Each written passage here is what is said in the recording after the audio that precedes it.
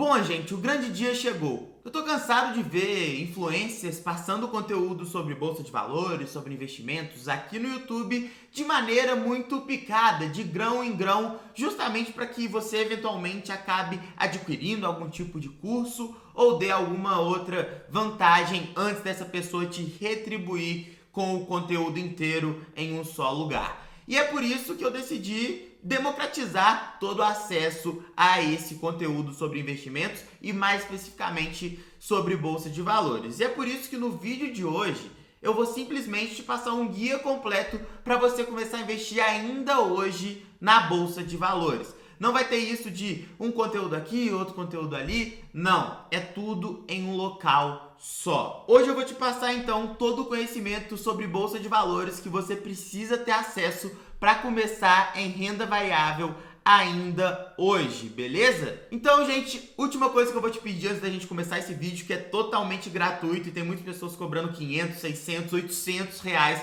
para te passar esse conteúdo, é que você deixe seu like aqui, se inscreva no canal e clique no sininho para não perder nenhum conteúdo que a gente está sempre preparando aqui com o maior carinho do mundo para vocês. Então é isso, gente. Sem mais delongas, vamos aqui para a tela do meu computador porque eu vou te explicar tudo sobre bolsa de valores. Bom, gente, então esse é o guia completo sobre a bolsa de valores. Toda a base que você precisa saber para depois se aprofundar em alguns temas específicos vai estar aqui. Mas hoje, ainda hoje, no decorrer de todo esse ano e de toda a sua vida, você vai poder começar a investir na bolsa de valores utilizando este conteúdo como base.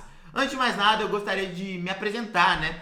Para você que não me conhece ainda, eu sou o Gustavo, eu sou criador aqui do canal Investidor Sem Grife e eu desde sempre, desde quando eu me conheço por gente, sempre fui fascinado por empresas. E entrar em uma loja juntamente com minha mãe, já começava a pensar quanto é que essa loja ganha, quanto que eles vendem, etc, etc. Então isso sempre teve muito ligado a mim, a minha própria existência, essa questão de empresas, né? E eu lembro que quando eu tinha 12 anos de idade aproximadamente ali, eu já falava que queria fazer administração de empresas, porque eu queria entender como é que funcionavam todas as empresas, todas as lojinhas que eu entrava na minha infância. Então é um curso que poucas pessoas têm a certeza que querem fazer, né? Isso é até meio engraçado, porque normalmente as pessoas entram em administração porque não tem muito o que fazer. E eu sempre gostei muito de empresas. Comecei a investir aos meus 15 anos de idade, não sabia direito o que estava fazendo, mas desde os meus 13 já brincava de simuladores à bolsa. Foi quando eu tomei a primeira decisão de investir na minha primeira ação aos 15 anos de idade. Inclusive eu conto essa história um pouco melhor nesse vídeo aqui, que eu passo dicas sobre investimentos. De qualquer forma, eu acabei passando nas 3 principais universidades aqui da minha cidade, na Federal, também no IBMEC e na PUC. E eu acabei optando por me formar na PUC. Passei em todas as faculdades aí, em administração, obviamente, que eu sempre tivesse certeza na minha vida. Enfim, a partir disso, trabalhei em banco e fui criar o Investidor Sem Grife também. Sou certificado como especialista em investimentos pela Ambima e recentemente eu publiquei meu livro, Fundamentalmente Lições Indispensáveis para Investidores de Sucesso. Caso você tenha interesse de ler, ele está aqui na descrição. E ele foi publicado pela Alta Books, que é a mesma editora de Pai Rico, Pai Pobre, o best-seller Pai Rico, Pai Pobre aqui no Brasil.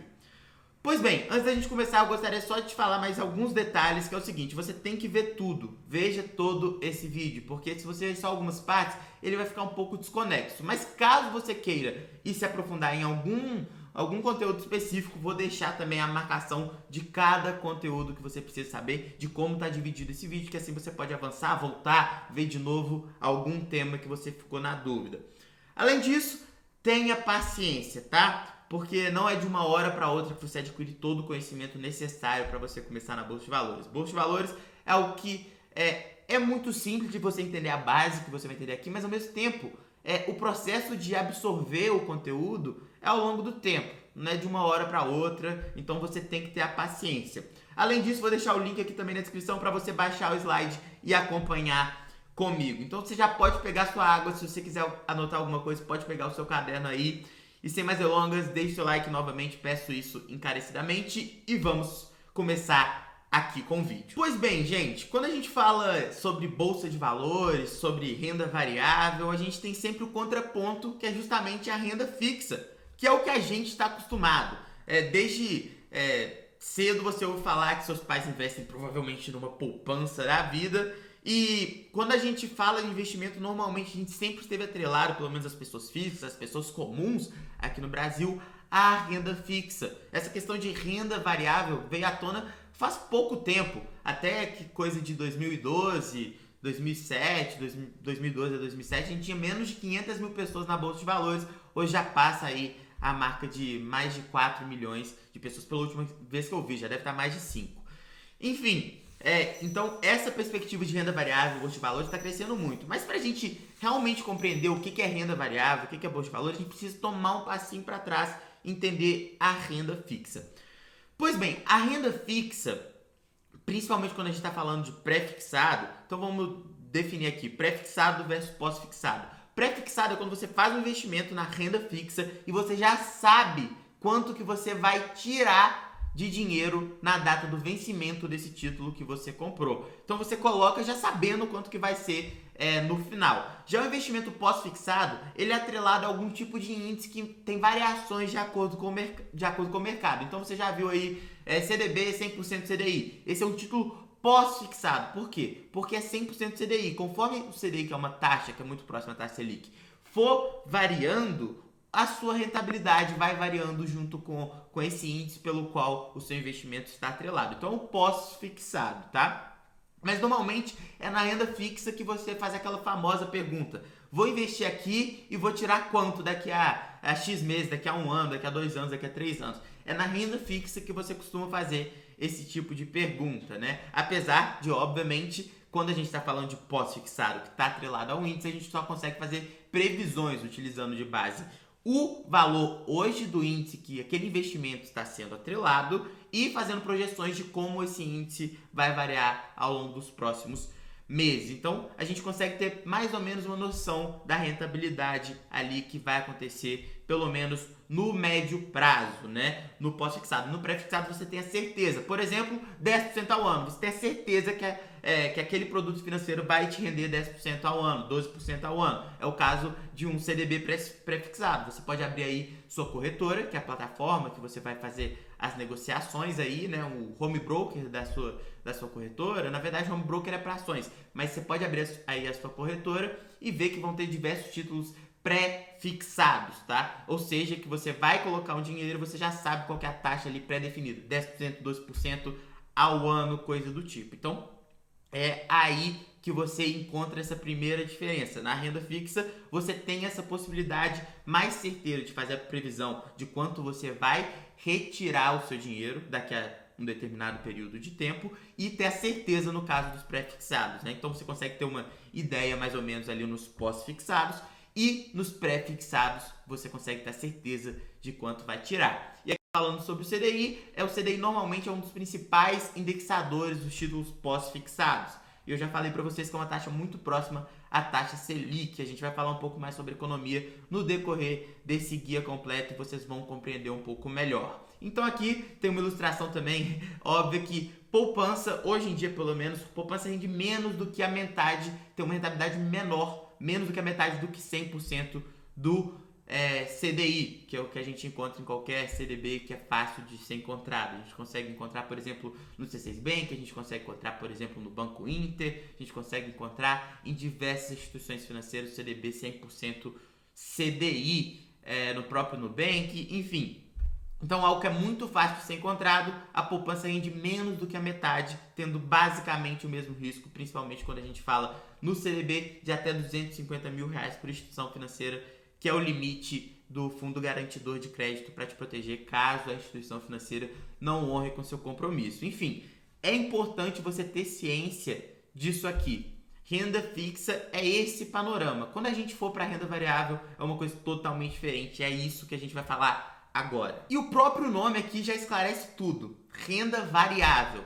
Renda variável é óbvio que tem a variação. E é justamente por ter essa variação, que é uma das medidas tradicionais de risco aí, que é a variação, a volatilidade, a oscilação de preços, que a gente consequentemente tem um risco maior de perda. Então, primeira coisa que deve vir na sua cabeça quando a gente fala de renda fixa para renda variável. Saí da renda fixa, coloquei em renda variável, estou aumentando o risco da minha carteira, estou aumentando o risco do meu portfólio de uma maneira geral e aumentando o risco daquele dinheiro que saiu da renda fixa e foi para a renda variável. Então a primeira coisa que tem que ter bem fixada na sua cabeça é que renda variável você está incorrendo em mais risco no dinheiro que você vai investir ali. Isso é muito importante porque muitas pessoas acabam investindo em alguns tipos, alguns produtos específicos de renda variável, como por exemplo fundos imobiliários, e acham que estão 100% seguros, que vai ter a rentabilidade mensal ali e vai estar 100% seguro, mas não. A gente falou da categoria renda variável, todos os subprodutos ali, todos os produtos financeiros dentro da renda variável vão incorrer um risco muito maior do que o risco do seu dinheiro que estava lá na renda fixa. Então tem essa ciência. Você vai colocar em renda variável aquilo que o seu perfil de risco, do que você aguenta tomar de risco para você, né? Então, a primeira coisa que você precisa é se desvincular dessa ideia que existem muitos influenciadores que falam que em renda variável não tem risco assim, se você investir certo, não sei o que, não sei o que. Não é muito bem assim. Faz parte de uma composição de carteira, mas tem risco. Então, primeira coisa, ponto de atenção que você tem que ter aqui nesse guia completo. Você precisa entender que renda variável é risco. Já repeti isso 30 vezes? Já, mas vou repetir mais ainda. E justamente por ter essa chance de risco maior, essa chance de perder dinheiro maior, você tem que estudar mais para colocar o seu dinheiro. Afinal de contas, você não vai querer colocar em qualquer coisa sabendo que justamente aqui você tem uma chance maior de perder o seu dinheiro. Não faz sentido. Então, a partir do momento que você entende que aqui tem mais risco, você, consequentemente, tem que estudar mais antes de fazer o seu investimento. Fica um negócio um pouco mais profissional, porque sua chance de risco, sua chance de perder é maior, o seu risco é maior. E é justamente aqui na renda variável que a seguinte pergunta não se aplica. Eu vou colocar X reais, vou colocar 100 reais e vou tirar quanto daqui a um ano? Vou colocar 100 reais na bolsa de valores e vou tirar quanto daqui a um ano?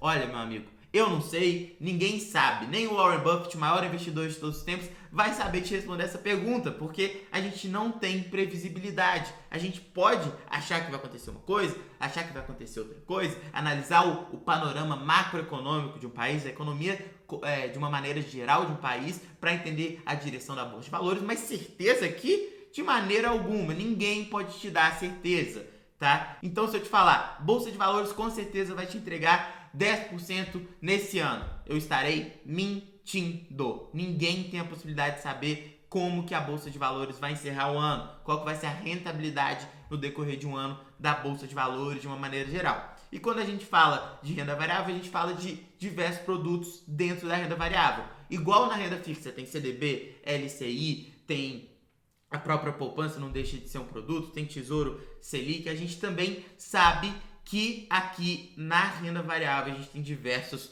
produtos financeiros. Ações, derivativos que derivam de um ativo, podem derivar justamente de uma ação, por exemplo, fundos imobiliários, fundos de ações, ETFs, câmbio e entre outros. A gente vai discutir alguns deles aqui neste guia. E também é muito importante que você nunca acredite em ninguém que vai te fazer justamente aquela afirmação de que invista comigo seu dinheiro que depois eu vou te dar um retorno garantido porque eu invisto na Bolsa de Valores. Não existe isso, e se te falarem isso, saia fora deste golpe, né? Porque é sim um golpe. Também vale enfatizar que retornos passados não são garantia de retornos futuros. Então, eu posso, por exemplo, ter ganhado muito dinheiro nos últimos anos e nesse ano perder. Isso é a renda variável. Não é porque eu ganhei 30% nos últimos 12 meses que eu vou ganhar 30% nos próximos 12 meses. Nada a ver. Os retornos passados não são garantias dos retornos que podem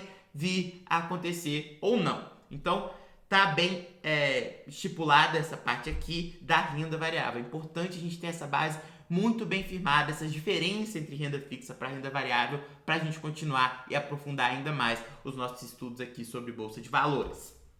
Bom, gente, e aqui vamos falar sobre risco-retorno. Essa é uma das principais regras do mundo das finanças. É fundamental que você entenda isso bem entendido para conseguir compreender o que está aqui adiante. Então vamos lá. É óbvio que se eu quero ter um retorno maior, eu vou ter que correr mais riscos. É aquele famoso dilema do empreendedor, né? Muitas pessoas acabam tendo uma dificuldade na hora de tomar a decisão ali. Vou empreender, vou abrir uma loja, vou fazer não sei o quê. Porque tem um risco a mais do que o seu emprego. Isso é óbvio. Existe esse risco adicional. A sua empresa pode estar errado, você pode ter que contrair dívidas para abrir a sua empresa, você não vai ter todas aquelas garantias da CLT. Então, existem muitas e muitas questões que você deve avaliar no quesito risco-retorno. Mas a partir do momento que você tomar essa decisão, vou ser um empreendedor, vou ter uma loja, por exemplo, você tem a possibilidade também, obviamente, de oferir ganhos maiores. Por quê? Sua loja que começou com uma portinha pode expandir, pode depois ter uma outra unidade, depois pode crescer mais ainda, e nisso você pode ter um retorno muito maior, justamente porque você acabou tomando aquela decisão, porque você acabou tomando aquele risco de abrir o seu empreendimento. Então, você tem sim que avaliar tudo que envolve o risco-retorno. Então, eu vou investir na Bolsa de Valores. Óbvio que se eu estou investindo na Bolsa de Valores, eu quero um retorno maior, porque a gente já viu que existe um risco maior na renda variável. Então, para que eu vou colocar o meu dinheiro no risco maior, sendo que eu teria a mesma rentabilidade? Não, eu vou colocar no risco maior porque eu quero obter uma rentabilidade maior. E todo investimento gira em torno disso.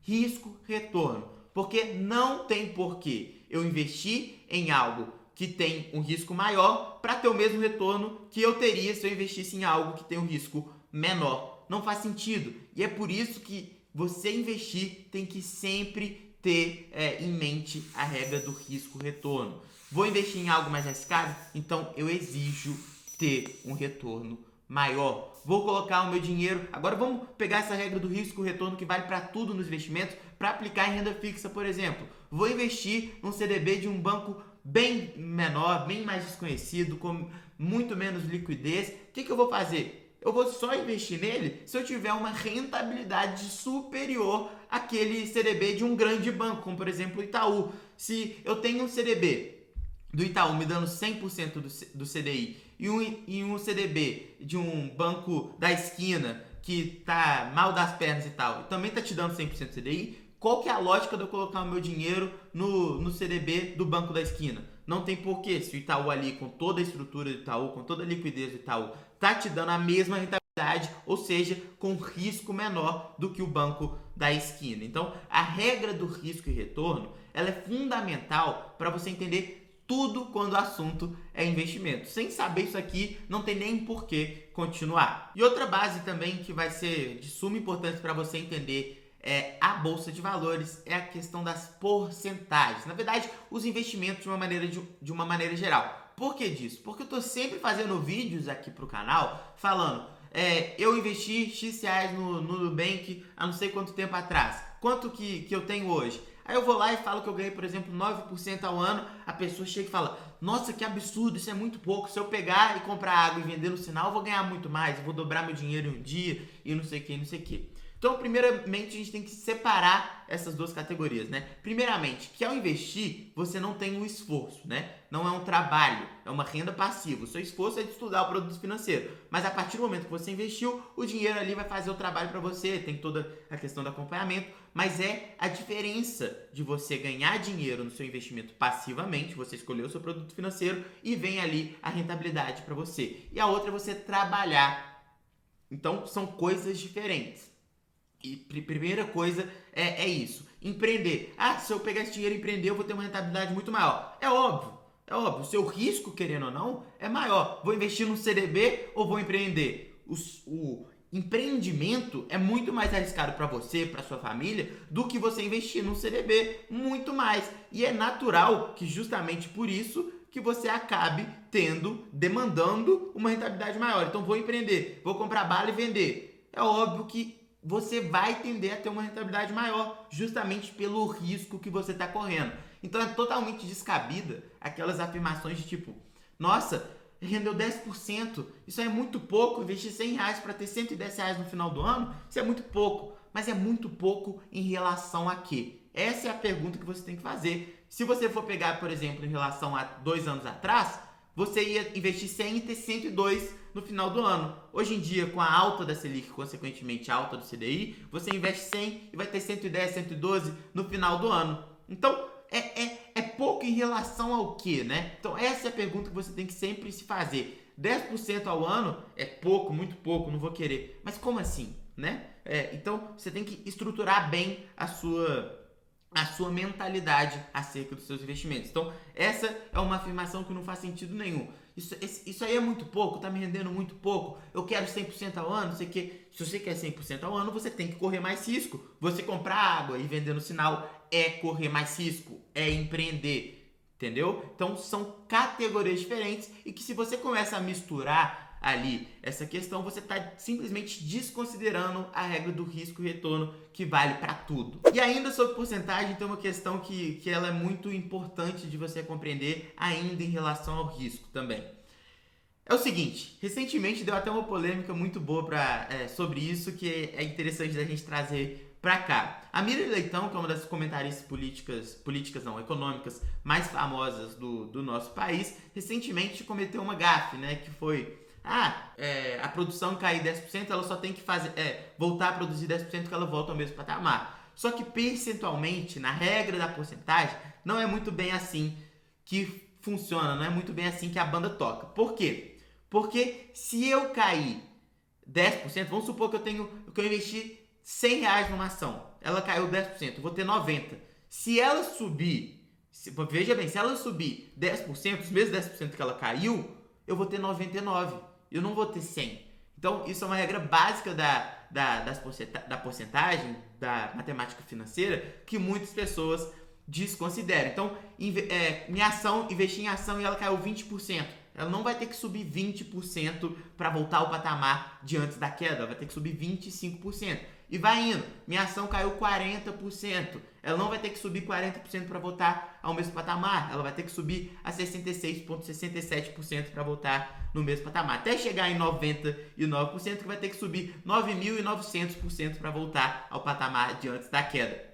Então você veja que esse é um dos fatores também adicionais de risco, a própria matemática ali das porcentagens, da volatilidade, da oscilação de preço. Então, invisto na bolsa de valores, posso subir 2% um dia, cair 3% no outro dia, subir 4% no outro dia e assim vai. Mas tem que ter a ciência de que uma queda representa uma alta maior depois, justamente para encobrir a queda que você teve anteriormente. Deu para entender? Então, tá aqui a tabela, você vai ver que cai 1%, vai ter que subir 1,01% para voltar ao mesmo patamar, para ter a recuperação, e por aí vai, igual eu já justifiquei para vocês. Então, trouxe esse exemplo aqui da Miriam Leitão. Obviamente, não sei qual foi o contexto ali exatamente, eu sei que deu muito o que falar na mídia, né? Mas ela pode também ter simplesmente arredondado, alguma coisa do tipo, mas deu o que falar, eu acho que é um ótimo exemplo para a gente trazer aqui para vocês. E agora sim, adentrando um pouco mais especificamente na Bolsa de Valores. O que é essa tal de ação, gente? A gente tá falando de Bolsa de Valores, não existe só ação na Bolsa de Valores, mas a gente obviamente vai focar em ação porque a grande parte é o primeiro passo normalmente quando a gente está falando de Bolsa de Valores. São ações e fundos imobiliários, então vamos focar aqui em ação. Uma ação, como você deve ter aprendido talvez no colégio, inclusive, está na grade curricular que é necessário no ensino médio, se eu não me engano, o MEC coloca na grade de ensino essa questão da ação. Então, teoricamente, você teria que ter aprendido em algum momento da escola o que é uma ação. Não da maneira que eu vou te explicar aqui, mas pelo menos falando que é uma partezinha de uma empresa. E nada mais é do que isso mesmo. A menor parte de uma empresa é uma ação. A menor parte do capital social de uma empresa é uma ação. No linguajar técnico, seria isso. A menor parte ali do patrimônio líquido, a menor parte do capital social, mais especificamente, seria uma ação. É uma ação. Então, aqui está a explicação do próprio governo que eu tirei de lá. A ação é a menor parcela do capital social das companhias ou sociedades anônimas. É, portanto, um título patrimonial e, como tal, concede seus titulares, os acionistas, todos os direitos e deveres de um sócio no limite das ações possuídas. Uma ação é um valor mobiliário expressamente previsto no inciso. No entanto, apesar de todas as companhias e sociedades terem capital dividido em ações, somente as ações emitidas por companhias registradas na CVM, chamadas de companhias abertas, podem negociar na Bolsa de Valores, no mercado de valores mobiliários, que nada mais é do que a Bolsa de Valores. Então, só as ações registradas, só as empresas que têm as ações registradas lá na CVM após o IPO, que a gente vai falar agora, que tem essa negociação na Bolsa de Valores. O IPO, para você que não sabe, nada mais é do que a oferta pública inicial de uma empresa. Então, a partir do momento que eu tenho uma empresa, investidor sem grife limitada, tá? Eu quero que as ações dessa minha empresa sejam negociadas na Bolsa de Valores. Então, vou ter que passar pelo processo de IPO, que é o processo de oferta pública inicial das minhas ações a mercado. E aí, você se pergunta, nossa, mas você então pode abrir sua empresa para todo mundo comprar ações dela na Bolsa de Valores, para negociarem entre eles na Bolsa de Valores? Não é muito bem assim. Não é qualquer empresa que consegue abrir capital na Bolsa de Valores. Porque, primeiramente, tem um custo operacional bem grande. Tem toda uma parte de burocracia, de registro via CVM, via Bolsa de Valores. Tem todo um processo que a padaria da esquina não vai conseguir fazer, não vai ter capital para fazer. O valor da padaria da esquina às vezes não paga o custo operacional, os advogados, uma empresa para fazer o booking das ações, uma empresa que vai encontrar investidores. Talvez nem a empresa inteira pagaria a abertura de capital. Além disso, depois que você abriu o capital na Bolsa de Valores, depois que a empresa passou pelo processo de IPO na Bolsa de Valores, ela acaba também tendo que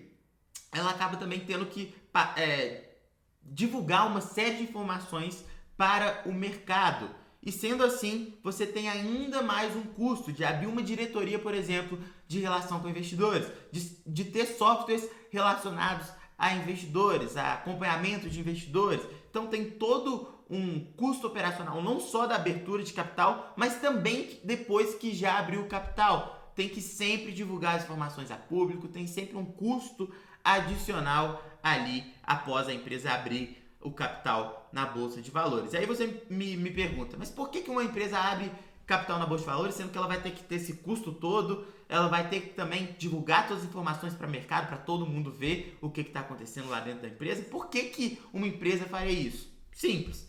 Bufunfa. Isso mesmo.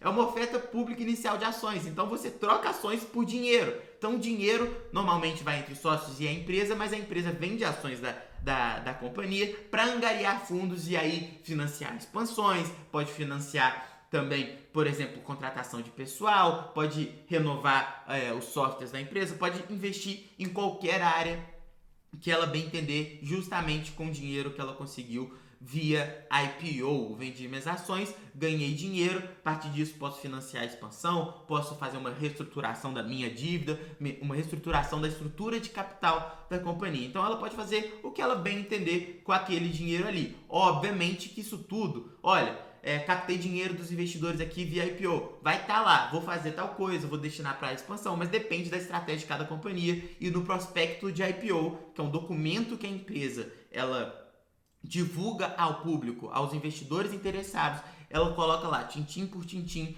tudo que é necessário para abrir o capital, tudo que é necessário ser divulgado para você conseguir abrir o capital. Inclusive, é um documento gigantesco, muito extenso, que tem centenas e centenas de páginas muitas vezes, e lá dentro tem muitas e muitas informações sobre a empresa e também, principalmente, o que ela vai fazer com o dinheiro que ela angariou via IPO. E aí você me pergunta, mas Gustavo, e quais empresas têm capital aberto na Bolsa de Valores? E meu amigo, e aí vão as maiores do país. Ambev, Petrobras, Vale, Bradesco, Itaú, Semig, você pode ver aí também grandes empresas do setor bancário, BTG Pactual, enfim, muitas empresas têm capital aberto. Vai lá para o setor de aluguel de carros, tem a Localiza, tem a Movida, tem a Unidas, Locamérica, enfim, muitas e muitas empresas são listadas na Bolsa de Valores, tá bom? Então, você vai ver, basicamente, as principais empresas do nosso país estão sim na Bolsa de Valores, aqui na nossa Bolsa de Valores. O que a gente fala de Bolsa de Valores que as pessoas normalmente não entendem? A gente vai falar agora, ao vivo, a gente vai comentar aqui sobre isso. Uma coisa que eu vejo que é muito pouco divulgada aí na mídia, de uma maneira geral, é que a Bolsa de Valores não é simplesmente uma Bolsa de Valores, um negócio que tá aí, né, de uma maneira mais voando, assim, tá meio desconexa, né, a Bolsa de Valores. Não, a Bolsa de Valores nada mais é do que uma empresa, até coloquei aqui um adendo. B3 é a Bolsa de Valores oficial do Brasil, sediada na cidade de São Paulo. Então existe uma empresa que é a Bolsa de Valores. E aí você me pergunta, mas Gustavo, como assim? Então eu gosto sempre de fazer a analogia do mercado, né? Você vai no supermercado, ali vão ter várias marcas, compra e vende e tal, só que existe um dono, alguém coloca regra ali naquele bagulho, né? Não é simplesmente sair chegando lá. E a Bolsa de Valores é basicamente a mesma coisa. Eles lidam com esse processo de troca, de abertura de capital, de troca de ações de uma mão para outra. Eles se certificam da lisura de todo o processo e, obviamente, que eles são remunerados. Sempre que você comprar uma ação, a B3, que é a bolsa que controla aqui, que é a empresa que controla a Bolsa de Valores aqui no Brasil, que é a Bolsa de Valores aqui no Brasil, vai ganhar um dinheirinho ali. Então, todas as transações feitas com parte na B3, a B3 ganha dinheiro, a Bolsa de Valores em si ganha dinheiro. Então a Bolsa de Valores é uma empresa, esse é o principal ponto. Além disso, as pessoas às vezes costumam confundir também as coisas. Quando eu apresento esse conceito e falo, olha, a Bolsa de Valores é uma empresa, as pessoas costumam confundir. Então, e quando falam que a Bolsa de Valores subiu, a gente está falando da empresa B3, que também tem as ações listadas na própria B3, ou a gente está falando da Bolsa de Valores como um todo? Como assim, né? E aí é a grande questão. Quando a gente fala a Bolsa de Valores subiu, normalmente a gente está falando sobre o Ibovespa, que é o índice que contém as principais empresas da Bolsa de Valores. Então tem ali cerca de 70 empresas que, de acordo com o volume de negociação, o valor de mercado, entram para esse índice que compõe as principais empresas listadas aqui no país. Então é uma média do mercado. O Ibovespa nada mais é do que um índice que vai te dar ali mais ou menos a média, se o mercado como um todo subiu ou caiu. Então quando eu falo, a Bolsa de Valores subiu hoje 2%, isso quer dizer que o índice Ibovespa, que dentro dele, que é uma carteira teórica com as principais empresas da Bolsa de Valores, na média subiu 2%. Então, essa é uma dúvida muito comum. Eu não falo normalmente, para me referir às ações da B3, a Bolsa de Valores. A B3 subiu hoje 2%. Isso quer dizer que as ações da B3, que por sua vez é a Bolsa de Valores, subiu 2%. Quando eu estou querendo falar da média da Bolsa de Valores, da média das principais empresas da Bolsa de Valores, eu normalmente falo, a Bolsa de Valores subiu hoje 2%, o índice Bovespa subiu hoje 2%. Ou seja, na média a Bolsa de Valores hoje foi para cima. E aqui dentro da Bolsa de Valores você negocia ações, você vai negociar fundos imobiliários, você vai negociar ETFs, que a gente vai falar daqui a pouco, você vai negociar tudo justamente da renda variável na Bolsa de Valores via o seu home broker, que é a plataforma de negociações da sua corretora. Então, existe uma dúvida muito comum, né? É um mercado mesmo ou é um brechó? É isso que eu gosto de trazer aqui. Essa é uma analogia que eu nunca vi em nenhum outro lugar, mas eu acho que facilita muito. Vamos lá. Quando é em primeira mão, que é normalmente abertura de capital de uma empresa, essa ação tá fresquinha, saiu da empresa ali e vai para o investidor, vai para a mão do investidor. Aí costuma ser o mercado, tá fresquinho, zero bala. Mas depois que ela já fez o IPO, as ações estão ao mercado. Qualquer a pessoa que comprou no IPO pode vender ali no outro dia no mercado. E aí vira brechó, né? Vai passando de uma mão para outra, que seria justamente o mercado secundário. Então vamos lá. A empresa abriu o capital. Tá bom? A empresa foi lá, abriu capital. Eu, Gustavo, comprei a ação, tá? Fui lá e comprei a ação.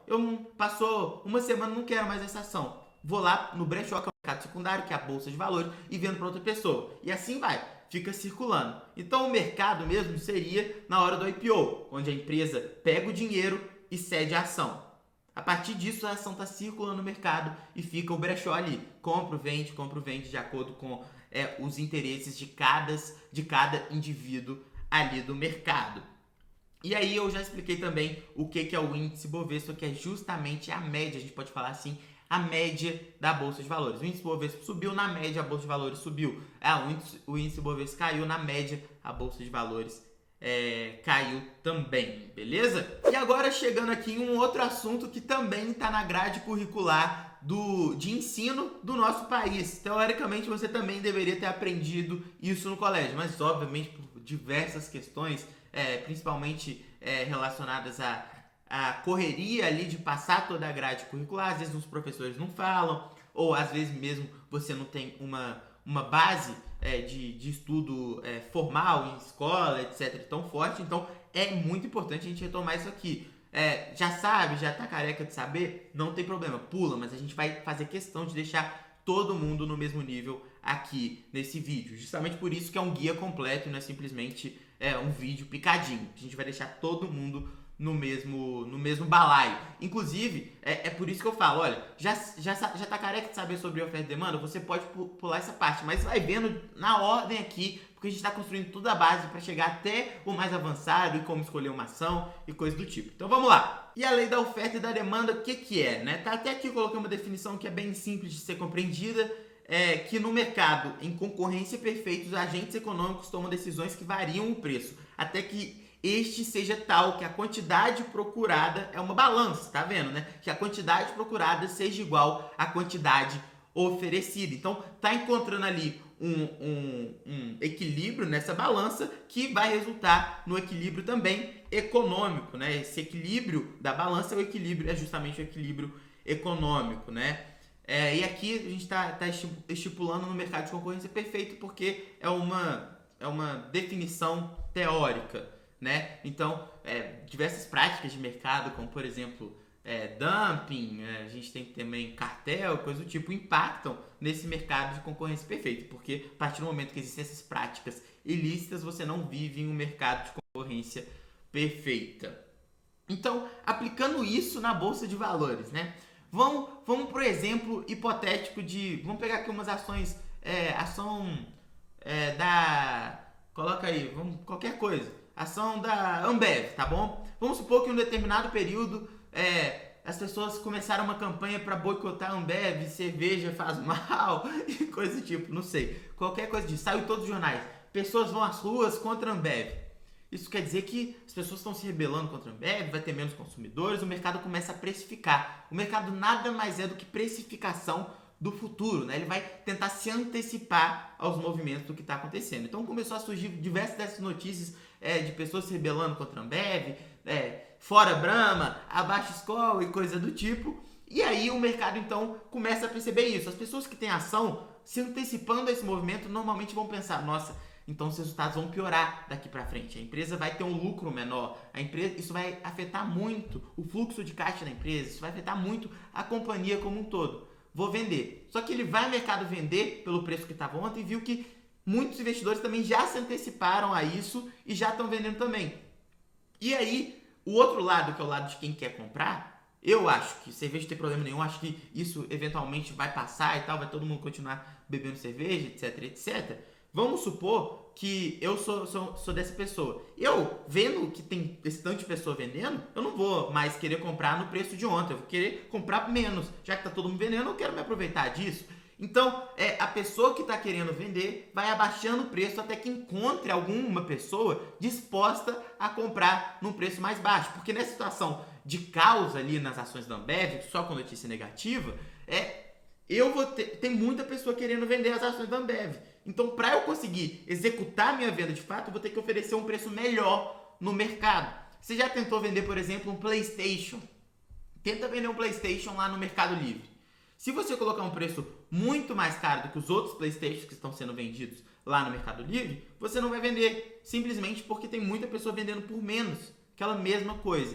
Então você pode emitir a ordem de venda da sua ação pelo preço que você quiser. Só que se não tiver ninguém disposto a comprar, você não encontra o preço de equilíbrio e a partir daí você não consegue vender. Então, para você vender uma ação, você tem que encontrar alguém que está disposto a comprar. E para você comprar uma ação, você tem que tem que encontrar alguém que está disposto a vender. Então, a mesma lógica que eu falei aqui do ponto de vista da venda vale para o ponto de vista da compra. Vamos supor que a Ambev, carnaval explodiu, Brasil afora, coisa maravilhosa, notícia boa, Ambev, maior vendedor de cerveja da história e tal. As pessoas não vão vender pelo preço de ontem, vão querer vender por um preço a mais. Então a pessoa que está querendo comprar vai ter que ofertar mais até encontrar alguém que está disposto a vender num preço adicional àquele que estava ontem, depois de todo esse fuzuê, resultado positivo e coisa do tipo. Empresa bombando, entendeu? Então oferta e demanda, o preço de uma ação nada mais é do que quando um vendedor encontra um comprador, formou o preço da ação. as ações da Petrobras estão a R$22. O que significa? Que a última negociação ocorreu nesse patamar de R$22. Entendeu? A última vez que um vendedor encontrou um comprador foi nesse preço de equilíbrio de R$22. Então, oferta e demanda é a base de tudo. Da economia, da bolsa de valores. Inclusive, a primeira... você vai numa faculdade de economia. A primeira aula que você vai ter lá é justamente como a gestão da escassez. A economia nada mais é do que uma gestão da escassez, né?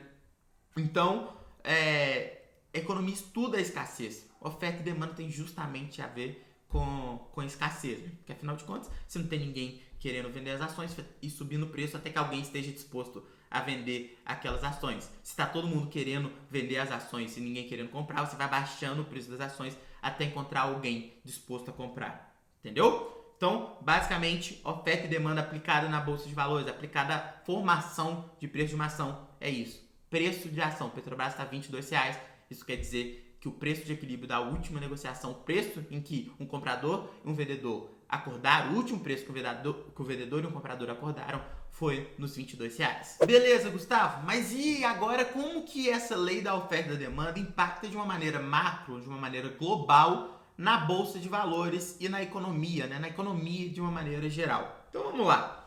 Vamos ver aqui os conceitos. Inflação. Você sabe o que é inflação, pelo menos na prática, né? Você sabe que a Coca-Cola, que custava R$1 há 10 anos atrás, há 15 anos atrás, hoje em dia custa 8, né? Mais ou menos por aí. Isso é inflação. É o aumento do preço dos produtos ao longo do tempo. Essa é a famosa inflação. A Selic nada mais é do que a taxa básica de juros da nossa economia. Juros é o custo do dinheiro. Vou no banco e vou pegar dinheiro, tá? Eu vou ter um custo para pegar esse dinheiro. O banco não vai me dar dinheiro para eu devolver a mesma coisa daqui a um ano, né? Eu vou ter que devolver o que eu peguei acrescido de juros. E a Selic nada mais é do que os juros da economia de da nossa economia, no caso. A Selic é do Brasil. Então, é os juros que o Banco Central determina que vai ser executado aqui no Brasil. Como é que existe essa relação entre inflação e Selic? Funciona da seguinte forma. Inflação é quando você tem mais dinheiro em circulação e justamente por ter mais dinheiro em circulação, você acaba tendo a cada unidade monetária desse dinheiro menos valor. A unidade monetária que comprava uma Coca-Cola, hoje não compra nem meia Coca-Cola. Justamente por quê? Porque existem mais unidades monetárias no mercado e por ter mais, ela vale menos. Oferta e demanda. E a partir do momento que você percebe, por exemplo, em uma economia, a inflação está subindo, isso quer dizer que a gente pode paralelamente estar tendo muito dinheiro entrando no mercado. É mais ou menos essa a ideia. Inflação subindo, mais dinheiro entrando no mercado. Olha só, você já entendeu ali. Então, inflação, mais dinheiro entrando no mercado. O que eu faço agora? Vou deixar os preços subindo para sempre? Daqui a pouco a Coca-Cola está R$37. Não, você tem a contramedida. A contraparte da inflação é a Selic. Quando a inflação está subindo, você percebe que os indicadores de inflação, principalmente o IPCA, né, estão em alta, clara alta. O que o Banco Central faz? Vou aumentar a taxa de juros. Por quê? Vou aumentar a Selic. E aí você me pergunta, mas por quê? Porque a partir do momento em que eu aumento a Selic, o custo de eu pegar dinheiro emprestado, ele é maior. Entendeu? Então, eu vou no banco, vou pegar o dinheiro e falo, nossa, mas tá muito caro, não vou pegar não. Ou seja, não peguei dinheiro. Menos dinheiro em circulação, você tende a tirar esse dinheiro de circulação. E por que você tende a tirar dinheiro de circulação? Primeiro que você coloca menos dinheiro em circulação. Vou no banco, vou pegar dinheiro emprestado e falo, nossa, nessa taxa eu não quero não. E fora que os títulos públicos aumentam a rentabilidade. Ou seja, para mim faz mais sentido eu colocar dinheiro para juntar, seja no Tesouro Selic, porque ele vai estar te pagando mais. Aumentei a Selic, o Tesouro Selic, a rentabilidade do Tesouro Selic sobe. Então eu invisto no Tesouro Selic e tiro o dinheiro do mercado. Então ao invés de comprar uma televisão, ao invés de comprar a Coca-Cola, eu vou colocar no produto financeiro, porque está com rentabilidade alta, porque a Selic está alta. Lembra que eu te falei que o CDI está atrelado à Selic? Pois bem, é justamente essa a ideia. Eu vi que o CDB 100% CDI eu coloquei lá, vi que tem um CDB 100% CDI. Se esse Selic estiver alta, esse produto vai render mais. Quanto mais esse produto tiver uma rentabilidade que eu ache adequada, mais alta, quanto melhor for a rentabilidade desse produto, maiores as chances de eu colocar ali, porque vai ter uma rentabilidade maior, então eu quero colocar mais dinheiro aqui. E aí, colocando esse dinheiro ali, ele meio que sai de circulação, ele tende a sair mais de circulação do mercado. E isso acontece principalmente com títulos públicos, então o exemplo da Selic seria melhor. Coloquei o meu dinheiro lá porque está tendo uma rentabilidade melhor e essa rentabilidade é definida justamente pela Selic. Aumenta a Selic, o Banco Central aumenta a Selic, mais pessoa investindo, menos dinheiro em circulação. Além disso, vou pegar dinheiro no banco, fica mais caro de pegar dinheiro no banco, não quero pegar dinheiro no banco, menos dinheiro em circulação. Não pego esse dinheiro para colocar em circulação. Então a economia sempre tem que ser vista do ponto de vista 3D, né? Eu tô falando aqui de eu ir no banco pegar dinheiro, tô falando das grandes empresas, o custo da dívida aumenta, então não vou pegar mais dívida agora, vou travar minha expansão agora, então vai ter menos dinheiro em circulação na economia. Então é sempre de uma maneira um pouco mais ampla, não simplesmente eu me uso de exemplo, mas você sempre tem que ver a visão geral ali da coisa, né? A economia, uma medida assim, impacta demais. Aumentou 1% na taxa de juros, é 1% que tem um impacto, entendeu? Tem um impacto muito grande na economia real. É menos empresa fazendo expansão, porque está mais caro de pegar capital, e por aí vai. E aí você me pergunta, Gustavo, e dólar e real? Como é que essa questão da oferta e demanda entra, né? Na verdade, é bem simples, né? Você sabe que existe também uma relação da Selic com o câmbio, né? Que é o seguinte, se eu quero atrair investidores internacionais, eu tenho que dar uma remuneração maior. Você concorda comigo? Porque você pensa bem, um investidor, lembra da regra do risco e retorno, né? Vamos supor que ele pode investir e ter uma rentabilidade de 3% ao ano nos Estados Unidos, sem risco, no título público federal nos Estados Unidos e aqui no título público federal daqui. E aqui o Brasil vai lá e oferta também 3%. Qual que é o sentido de eu investir num país subdesenvolvido, em desenvolvimento como o Brasil, sendo para ter os mesmos 3% que eu poderia ter investindo nos Estados Unidos? Pensando do ponto de vista global, dos investidores de fundos de bilhões de dólares, não faz sentido. Eu prefiro ficar aqui sem risco nos Estados Unidos, é óbvio. Vou investir no Brasil com risco político, risco jurídico, risco de desenvolvimento, risco estrutural, risco logístico, todo tipo de risco, para ter a mesma rentabilidade do que investir nos Estados Unidos, o maior país do mundo, com as maiores reservas, etc, etc. Não faz sentido, né? Então, a partir disso, você tende a ter, se você quiser atrair investidores, você tende a ter uma taxa Selic um pouco maior para remunerar esse risco a mais que os investidores vão correr. E a partir do momento que você tem essa taxa Selic um pouco superior, o que acontece é o seguinte, os investidores começam a se interessar mais, olha, lá no Brasil não está pagando mais 3, está pagando 6, está pagando 8, então o risco já começa a se justificar para ter esse retorno maior, entendeu? Então, o que acontece? Para investir no Brasil, para investir no Tesouro Selic, com essa rentabilidade um pouquinho maior, eles vão ter que comprar real, porque você investe aqui em real e não em dólar. Então você acaba trocando o dólar pelo real, oferta e demanda, o real se valoriza perante o dólar. Então normalmente também uma medida, o câmbio está descontrolado e tal, aumenta a Selic para atrair investidor para comprar em real e para aumentarem o valor do real. Mais pessoa querendo real, o preço vai subindo até encontrar um preço de equilíbrio. Pessoa vendendo dólar para comprar real, o preço do dólar perante real cai, né?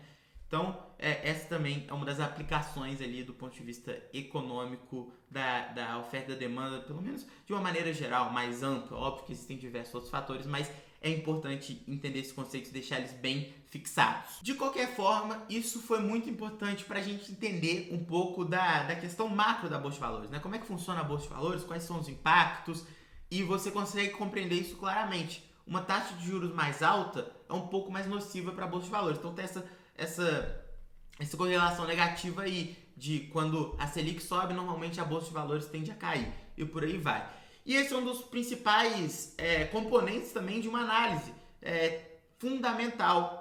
E o que é uma análise fundamental e qual que é a diferença de uma análise fundamental para uma análise técnica? Uma análise fundamental vai abordar a estrutura de capital de uma empresa, vai avaliar ali os resultados operacionais de uma empresa, se a empresa está conseguindo ganhar mercado, se a empresa está conseguindo crescer, como é que está a situação daquela companhia. Eu vou pegar ali e desmiuçar tudo, entender como que é o sistema de precificação de uma companhia, qual que é o impacto da inflação, qual que é o impacto da Selic na estrutura de capital dessa empresa. Quanto que vai afetar o custo da dívida de uma empresa se a taxa de juros subir? A estrutura de dívida dessa empresa está muito atrelada ao CDI? Como é que está essa questão da dívida de uma empresa? Então, tudo isso, quando você vai lá, desmiunça o balanço de uma empresa, entende se aquela empresa ali está num preço atrativo, se ela tem boas perspectivas, faz uma análise de mercado. Isso é uma análise fundamental, isso é uma análise fundamentalista, né? A análise técnica, em contrapartida, ela está muito mais preocupada em questões gráficas, em interpretação ali dos movimentos de mercado. Então, volume, você pode ver, por exemplo, as bandas de Bollinger, né? Quando bate numa ponta, normalmente ela tende a cair, quando bate na ponta de baixo, normalmente ela tende a subir, suporte, resistência. Então, uma análise gráfica, é uma análise que não está preocupada se aquela empresa faz o quê, alguma coisa relacionada à economia, que vai piorar, que vai melhorar. Não faz esse tipo de análise. A análise técnica está muito preocupada simplesmente com a questão gráfica, com as oscilações do gráfico, qual que é a direção que aquilo ali está apontando, né?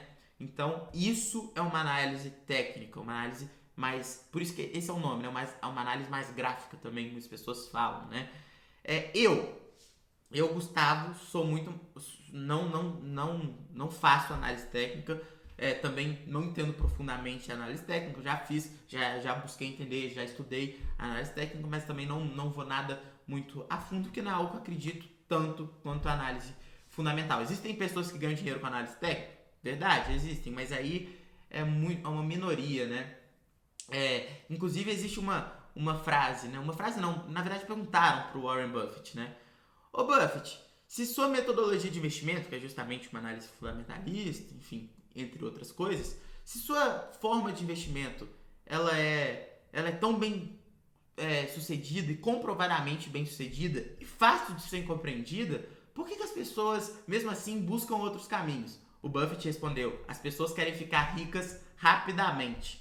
Ou seja, a análise fundamentalista ela funciona, mas é preciso do tempo para jogar a seu favor. A análise técnica é aquele negócio muito mais rápido, né? Você consegue ter ganhos de curto prazo, só que a grande verdade é que poucas pessoas de fato conseguem ganhar com a análise técnica. E muita oscilação, a estrutura que a pessoa precisa ter, não só de conhecimento, mas também mental e tal, torna a análise técnica um negócio muito mais restrito e muito mais complexo de você de fato fazer e de fato dar certo, tá? Então, eu resumidamente uso a análise fundamentalista. Mas vale enfatizar que os analistas técnicos, os traders de uma maneira geral, são muito importantes justamente por prover liquidez para o mercado.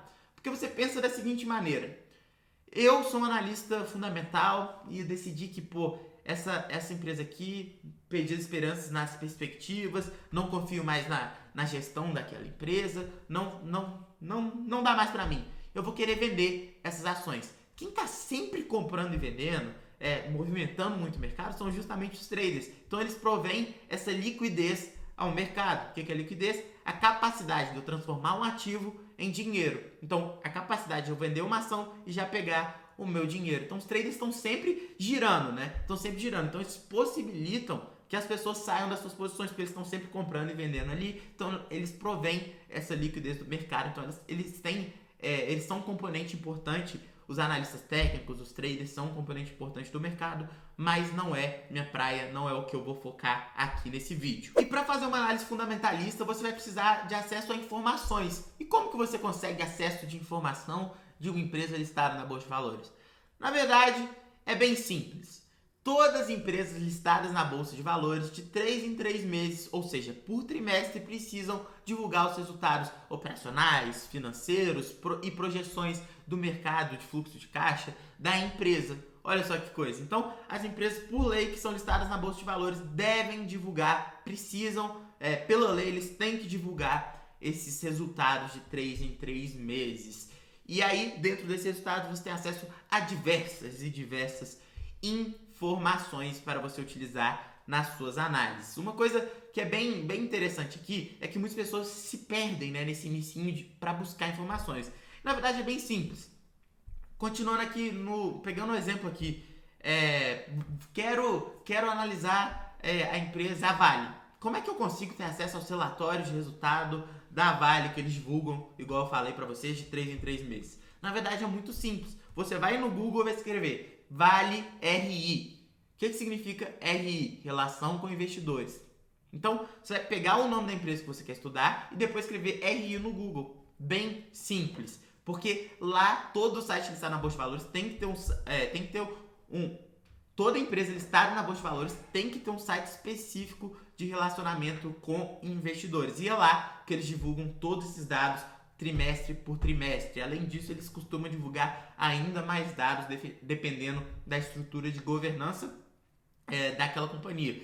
Estrutura de governança. Governança envolve diversos fatores de uma companhia, entre eles estão a responsabilidade social, a responsabilidade ambiental, a responsabilidade com os stakeholders, e os principais stakeholders ali, eventualmente, são até os investidores. Então, muitas empresas divulgam dados que são além dos obrigatórios pela CVM. Então, tudo que acontecer, por exemplo, fatos relevantes, tudo que acontecer ali a mais na companhia, as empresas são obrigadas a divulgar ao mercado via fatos relevantes. Então, em todos esses sites de relacionamento com investidores, você consegue colocar o seu e-mail lá e entrar para a lista de mailing deles. E aí você recebe todas as informações daquela empresa. Resultados, fatos relevantes, tudo vai cair no seu e-mail. Então, todas as empresas que eu tenho na minha carteira, eu estou, obviamente, cadastrado lá no CRM, na gestão de e-mails daquela companhia. É simples, você vai lá, coloca o seu e-mail, vai começar a receber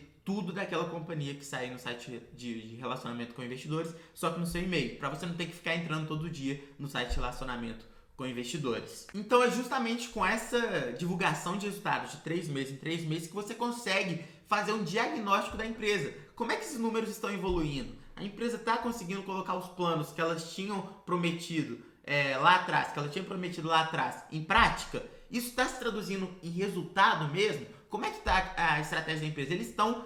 A estratégia que eles falam do Gogó está se revertendo, está se convertendo, está se traduzindo em números, nos relatórios, na divulgação de resultados? Como é que está tudo isso?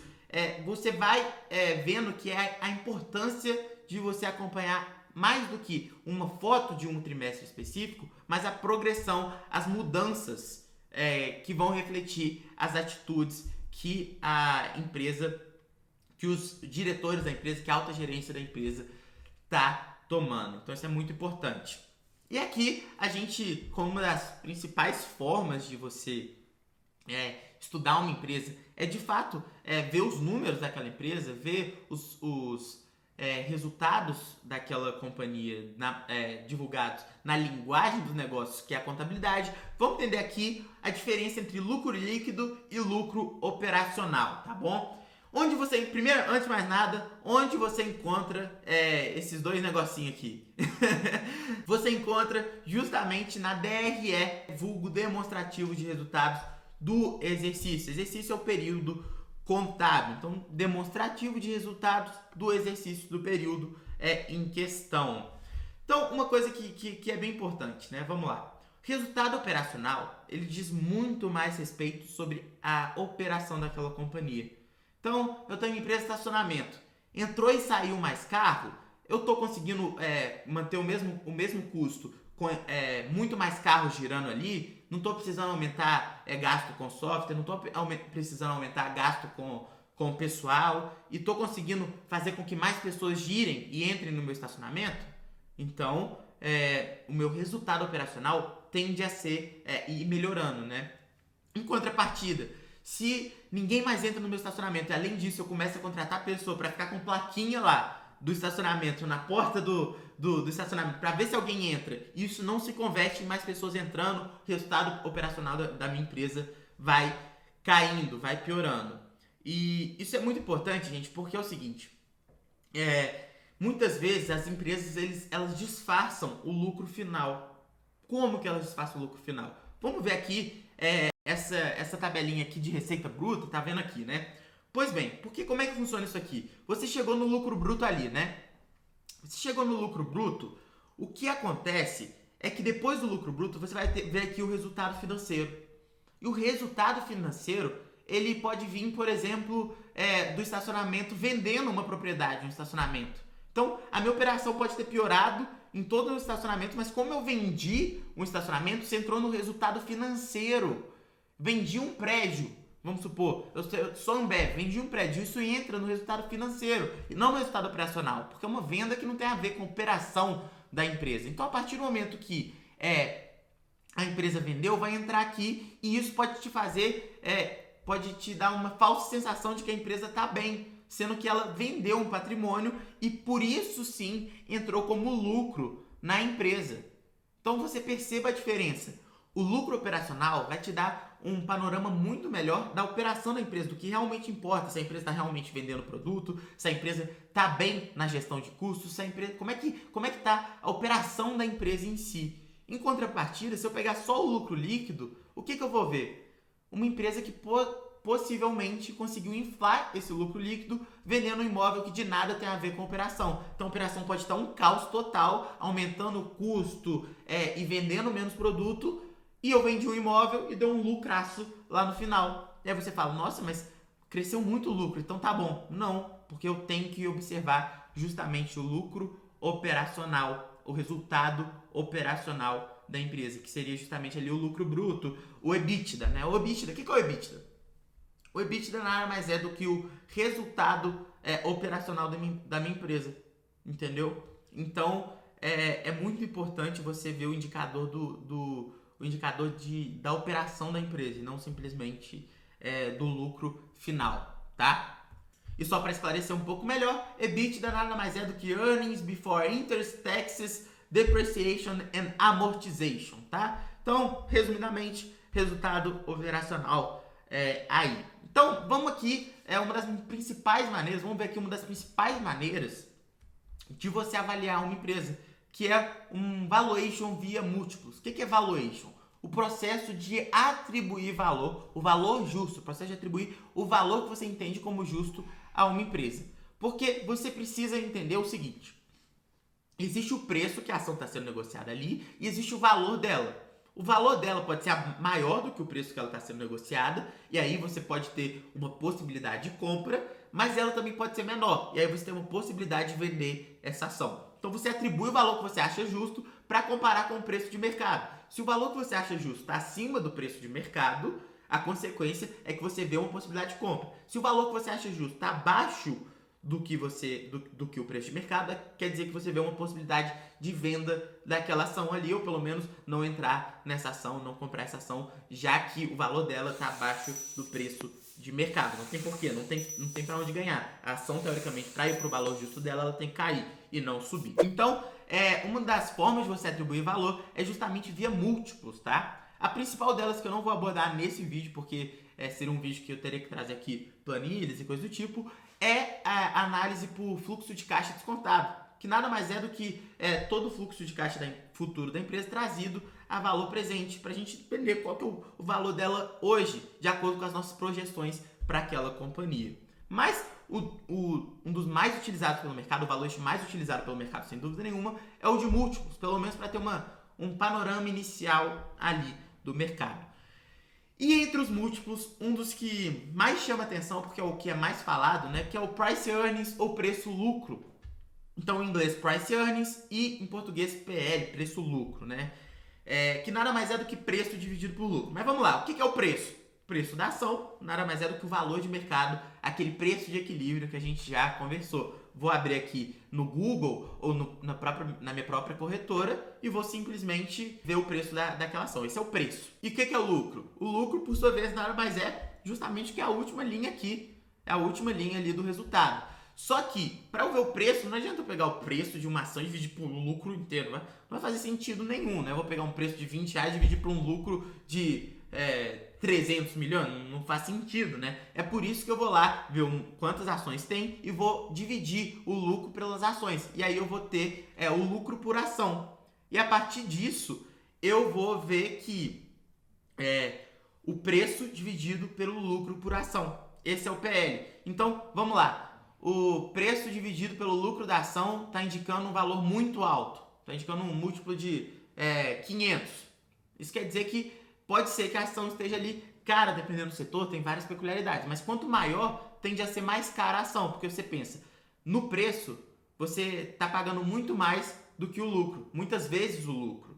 Então, você tem que fazer essa analogia. Então, conta de padeiro, coisa de esquina, normalmente uma empresa tem que negociar 10 vezes o lucro, e alguma coisa assim. Conta de padeiro, um valor referencial ali. E a mesma coisa aqui vale para a gente entender um pouco mais se a empresa está endividada, como é que ela está. A dívida líquida dividida por EBITDA. O que isso quer dizer, né? Isso te dá a resposta basicamente em quantas vezes o lucro operacional pagaria a dívida líquida. A dívida líquida nada mais é do que a dívida bruta tirando o caixa, né? É como se eu pegasse todo o dinheiro que eu tenho em caixa aqui, já pagasse toda a minha dívida, e quanto que sobrou? Aí sobrou a dívida líquida.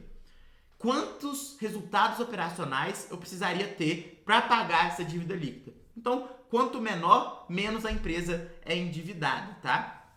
E a mesma lógica segue aqui para preço EBITDA. Quantos EBITDAs cabem dentro do preço, né? Eu acho que essa é a lógica básica da divisão. Então, quanto maior o preço dividido por EBITDA, tende a ser uma empresa mais cara, mas obviamente a gente avalia as peculiaridades de cada uma nos relatórios, lendo tudo, o que elas querem fazer, o que não quer fazer, e aí tendo aquela visão crítica da companhia. Mas de uma maneira geral, eu coloquei aqui 3 múltiplos para você entender o que é múltiplo, né? Você traduz a realidade da empresa, a realidade contábil da empresa, a linguagem de comunicação do mundo dos negócios, que é a contabilidade, para algo um pouco mais tangível, que você consegue perceber de uma maneira geral. O PL está mais alto. Então a empresa, ou ela diminuiu o lucro, ou o preço dela aumentou muito e o lucro continuou o mesmo. Você consegue ter você consegue medir, ter essa projeção ali, ter essa percepção, quer dizer, do mercado. E como não poderia ser diferente, agora a gente tem que falar sobre os dividendos. E aí você me fala, não, Gustavo, mas eu já sei o que é dividendo, é muito básico, não sei o quê. Olha, veja bem, aqui eu vou te falar uma coisa que muitas pessoas nem sequer se dão conta, e se você também já souber, não tem problema, você passa, mas eu vou deixar todo mundo aqui no mesmo cantinho, tintim por tintim. Então vamos lá. Dividendos são uma parcela do lucro apurado por uma sociedade anônima distribuída aos acionistas por ocasião do encerramento do exercício social. O que isso quer dizer? A empresa está lá, tem uma empresa listada ali, e ela viu um lucro, e ela quer distribuir esse lucro para os seus acionistas, uma parte desse lucro em acionistas. Ela distribui em forma de dividendos. Então vai cair um dividendo lá na conta da sua corretora da ação referente que você tem, da quantidade de ações referentes que você tem àquela empresa, tá bom? Como é que eu sei que uma empresa vai pagar dividendos, não sei o quê? A empresa vai te comunicar via site de relação com investidores, no e-mail, se você tiver cadastrado. Vai te falar lá, vamos pagar X centavos por ação de Banco do Brasil, por exemplo. O Banco do Brasil vai emitir um comunicado ao mercado e vai falar, vamos pagar nesse exercício X centavos por ação. Beleza? Então, você tem que estar lá para descobrir quando você vai receber ou não vai receber dividendos. E aqui é a grande questão, né?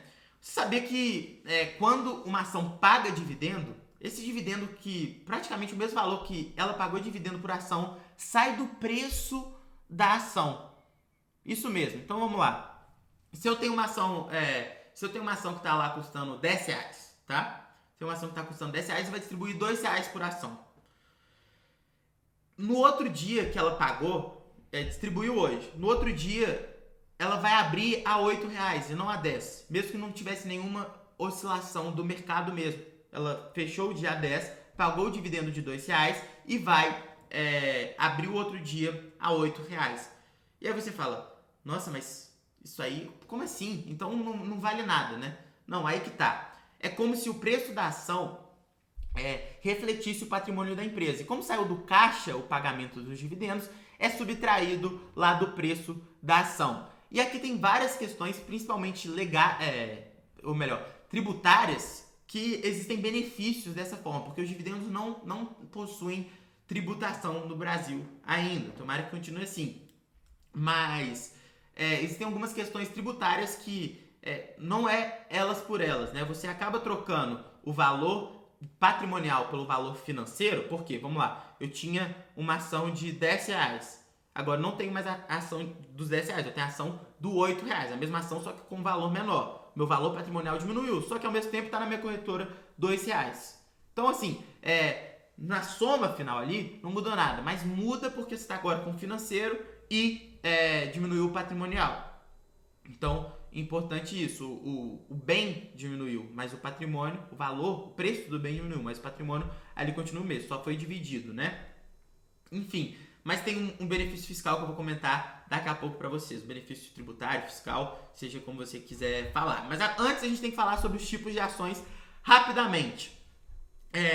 As ações ordinárias são conhecidas por darem direito ao voto nas empresas, nas assembleias das empresas. Então, os destinos da empresa são decididos via assembleia muitas vezes. Então, qualquer questão específicas, o conselho, juntamente com assembleias, tendem a ter uma decisão ativa ali na direção da empresa. Tem uma direção ativa na direção da empresa. E, normalmente, o ticker, que é o código de negociação, que a gente vai ver aqui quando eu estiver investindo na prática, o código de negociação termina com 3. Então, aqui o exemplo de Petrobras, PETR3. Preferencial, que são as que dão preferência na hora de receber os lucros da empresa na distribuição de dividendos aos acionistas. Normalmente, o ticker, o código de negociação das ações preferenciais, terminam com 4. PETR4, o exemplo aqui. As units, por sua vez, é aquela baguncinha, tem tudo ali dentro. É um pacote, né? Você vai ter as ações ordinárias, preferenciais em uma só. Exemplo, Santander, SAMB11, tá bom? Normalmente o ticker de uma unit termina em 11. E você lembra que eu te falei sobre o Ibovespa? Que resumidamente seria a média do mercado? Aí quando alguém fala lá no jornal, hoje a Bolsa de Valores de São Paulo, pelo índice Ibovespa, subiu 2%. Você sabia que é possível replicar essa carteira teórica, que tem o principal sentido do Ibovespa, é dar a média da Bolsa de Valores. Então é uma carteira teórica, ele não existe ali em prática, é simplesmente para você ver se a Bolsa como um todo subiu ou caiu. Só que, muito espertamente, alguns grandes fundos de investimentos criam fundos específicos para replicar esses índices que servem para ter a média do mercado. Então você consegue investir nessa média de mercado via ETFs. Tá? Então, ETF nada mais é do que um fundo que replica um determinado índice. Então, dentro desse índice tem as 60, 70 maiores empresas do país. E a porcentagem de cada uma é de acordo com o volume de negociação e também com o valor de mercado delas. Eu quero ter essa exata mesma carteira para saber quando a bolsa subir 2%, isso quer dizer que esse meu ativo subiu também 2%. Isso quer dizer que eu vou investir em um ETF que vai replicar esse índice. É uma carteira real que replica a carteira teórica do Ibovespa na mesma proporção. Então, como é que eu invisto no Ibovespa? Eu quero saber, quando a Bolsa de Valores na média subir 2%, eu quero que também suba 2%. Mas quando eu também quero que vá junto. Então, eu vou investir no BOVA11, que é o ETF, que é um fundo de investimento que replica o Ibovespa. Então, não tem como investir no Ibovespa. Você investe na carteira teórica do Ibovespa via BOVA11, que replica essa carteira teórica. Então, é assim que funciona. Exchange Traded Funds, ou seja, fundos de índice na tradução literal para o Brasil. Então, BOVA11 é um fundo de índice. E o mais interessante disso é que você compra da mesma forma que você compra uma ação. Daqui a pouco a gente vai comprar. A gente pode até comprar um BOVA11 ou uma ação, a gente pode ver aqui, mas você compra da mesma forma que você compra uma ação, só que a diferença é que dentro, ao comprar uma cota desse fundo, você está comprando as 65, 70 maiores empresas do nosso país. Então veja que coisa, né? Você compra como se fosse uma ação, só que dentro dessa mesma ação tem as 70 maiores empresas listadas no nosso país. Além disso, você também tem outros fundos de índice aqui no Brasil. Um dos outros que também que também é muito famoso é o IVVB11, né? Que nada mais é do que o fundo de índice que replica o SP500 com as 500 maiores empresas listadas nos Estados Unidos. Então você vai comprar uma cota de IVVB11 e você vai estar diversificando. Primeiramente, vai estar exposto ao dólar e segundamente entre as 500 maiores empresas dos Estados Unidos. Além disso, tem Small 11, índice de small caps, tá? O que é um small cap? Uma empresa ali com valor de mercado não tão grande, não vai ser uma Ambev da vida que seria uma blue chip, um Itaú da vida que seria uma blue chip também, ou seja, empresas com valor de mercado muito grande, são empresas menores e também tem um índice para ela, o Small 11 replica o índice. Também tem o Divo 11, que são as empresas que mais pagaram percentualmente dividendos nos últimos 36 meses. O Divo 11 replica essa carteira teórica, esse índice, tá? Que acompanha as empresas que mais pagam dividendo na Bolsa de Valores. Então aqui costuma estar bancos e por aí vai, tá? As empresas que mais pagam dividendos. Vale tá muito forte. E é isso, existem também outros ETFs que você pode investir. Inclusive tem até ETF de criptomoedas que replicam o índice lá da Nasdaq sobre criptomoedas. Aqui no Brasil eu acho que é o Hash 11. E lembra que eu te falei essa questão aí de blue chip versus small caps, né? Pois bem, um exemplo que eu gosto de dar aqui também é o Ambev. A Ambev é uma blue chip, ou seja, uma empresa com valor de mercado muito grande, que tem um volume gigantesco de negociação. Uma small cap é a Movida, que não é uma empresa tão gigante assim, está listada na Bolsa de Valores, ou seja, já não é uma padaria da esquina, mas é uma empresa menorzinho, né? Menorzinho. Então a blue chip chegou ali provavelmente num patamar que ela tem que, primeiro, continuar com a dominância de mercado, porque não tem tantos outros projetos a serem concluídos. Então qual que é a consequência disso? Não tem tantos projetos com uma taxa de retorno alta.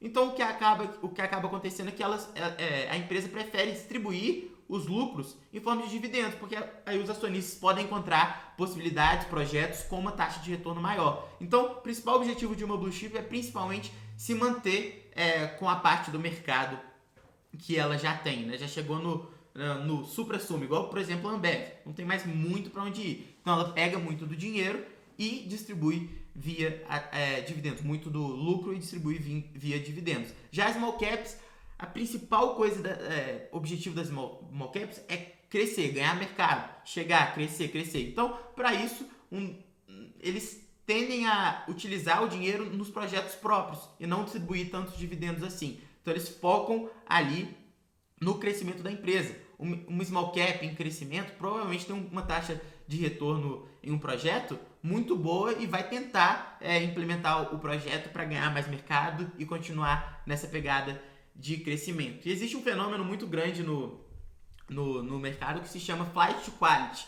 Quando existe uma incerteza perante a economia de um país, uma incerteza perante a economia global, uma incerteza em relação a questões de instabilidade jurídica, política de um país, um fenômeno ocorre, que é o flight to quality, que é a saída de ações small caps e ir para blue chips, porque é uma segurança maior, são empresas consolidadas que já passaram por 1001 crises econômicas globais e no próprio país, crise política, crise judiciária, tudo, já passou por tudo. Então tem esse flight to quality, que é a ida para a qualidade, né? Ao invés do crescimento, você troca o crescimento pela estabilidade e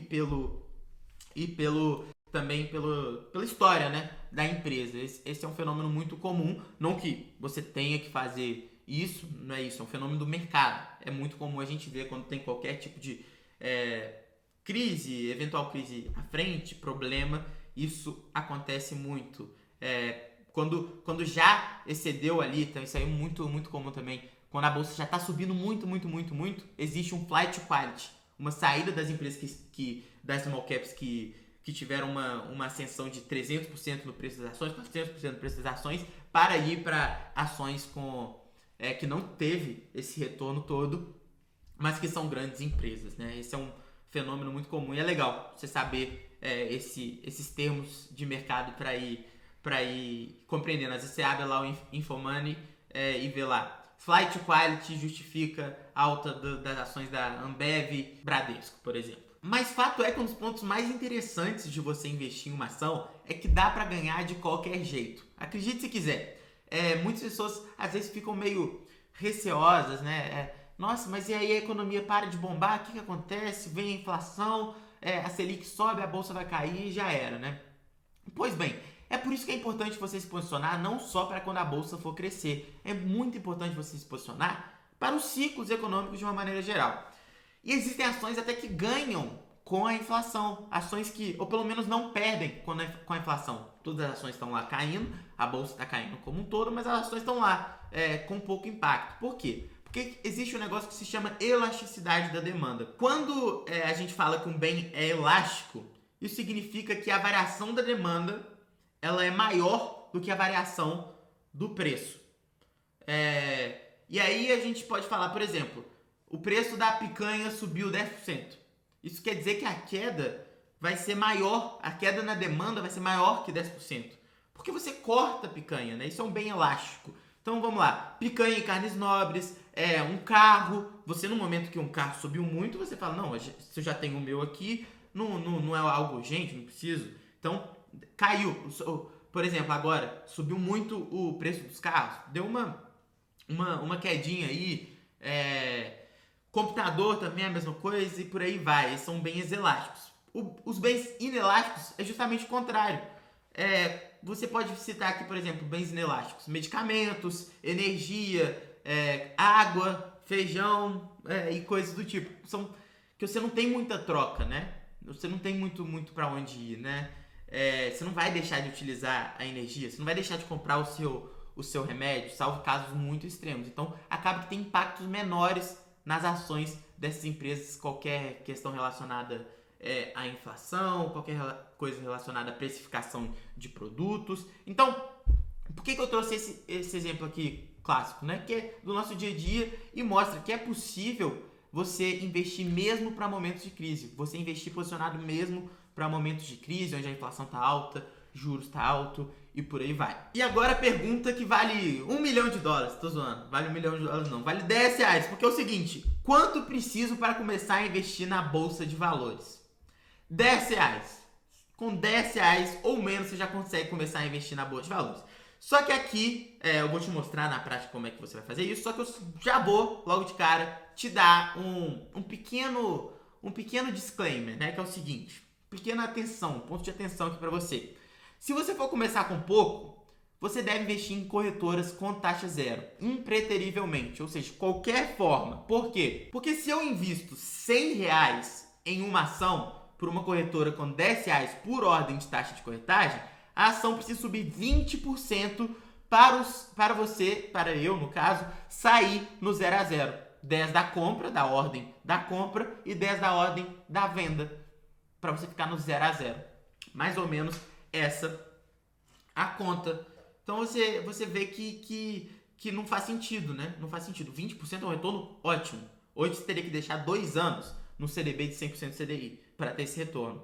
E você jogaria fora simplesmente pelo custo operacional. Então, se for investir com pouco dinheiro, só em corretoras com taxa zero, para você não sair prejudicado e ter que ter um retorno absurdo nas suas ações só para pagar o custo operacional de você investir, só para pagar a taxa de corretagem da corretora. Não tem sentido, né? E agora sim chegou a hora da gente investir na prática em ações. Já tô aqui com o meu celular em minhas mãos, mas antes de mais nada eu gostaria de falar que nada que eu investir aqui vai ser uma recomendação para você investir também. É simplesmente para a gente entender o processo operacional de investir. Eu estou utilizando aqui, no caso, o aplicativo do Banco Inter para a gente fazer o investimento. É um aplicativo com taxa zero de corretagem aqui na aba de investir. Muito simples de criar sua conta. Se você quiser criar sua conta, bem fácil de você investir por aqui. Coloquei investir, cliquei aqui em Ações Brasil e vou clicar aqui em Movida, que a gente utilizou até de exemplo aqui já tinha deixado separado aqui, a gente utilizou de exemplo no decorrer do guia. Tem muito mais coisa aqui para ver, viu? Então fica aí. De qualquer forma, a gente não vai investir na MOV3, tá? Isso é muito importante. A gente vai investir na MOVF. O que isso quer dizer, né? Isso significa que eu vou investir na fracionária, porque a MOV3 eu só vou conseguir comprar múltiplos de 100 ações. Então 100, 200, 300, 400 ações e por aí vai. Eu quero investir em uma ação de Movida. Então vou vir aqui MOV3F. E o fracionário você consegue comprar de 1 a 99 ações. Então você vem aqui, adiciona o MOV3F, vai clicar em MOV3F e aqui eu vou colocar quantas unidades eu quiser. Eu vou colocar uma para mostrar para vocês que dá para investir com menos de R$10. E também, além disso, aqui é aquilo que a gente conversou. Eu posso emitir a ordem do preço que eu quiser. A grande questão é, vai executar ou não vai executar? Se eu emitir a ordem aqui, tá 8,88, 8,87 nesse exato momento. Se eu emitir a ordem a 5, vou ter que ter alguém, não vai acontecer, entendeu? Então, essa é a oferta e a demanda. Você vai ver que está mudando sempre. Último negócio, 8,88. Então, se eu quiser já realizar no preço de equilíbrio aqui que tá, eu envio aqui, 8,88. Aí eu vou vir aqui colocar minha assinatura digital.